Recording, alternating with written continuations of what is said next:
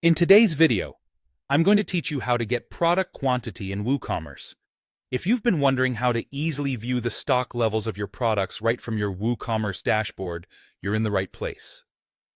Let's dive into this simple yet effective way to keep track of your inventory directly through your WordPress backend. To begin, you'll want to navigate to your WordPress dashboard, the heart of your e-commerce operations. Once you're there, locate the sidebar on the left side of your screen. Within this sidebar, you'll find a menu labeled Products. Go ahead and click on Products, and from the drop-down menu, select All Products. This section is where you'll manage all the products you offer in your online store, from new arrivals to those that have been around for a while. Now, you'll notice a table listing all your products, including essential details like product name, SKU, price, and more. But at this point, you might not be seeing the stock quantity displayed. This is where the next step comes in to show you a nifty trick. Direct your attention to the top right corner of your screen.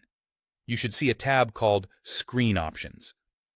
This is a customizable feature that allows you to personalize your WordPress dashboard and display only the information that's most useful to you. Click on Screen Options, and a panel will appear, revealing several checkboxes corresponding to different columns that you can display or hide in the product table. To get a clear view of your stock levels, look for the checkbox labeled Stock. Simply check this box to enable the stock column in your product listing. This action will immediately update the view of your product table. Once you've enabled the stock column, you'll now see a new column added to your product list table titled Stock. This column will provide you with the current quantity of each product you have in stock, making it incredibly easy to monitor your inventory at a glance.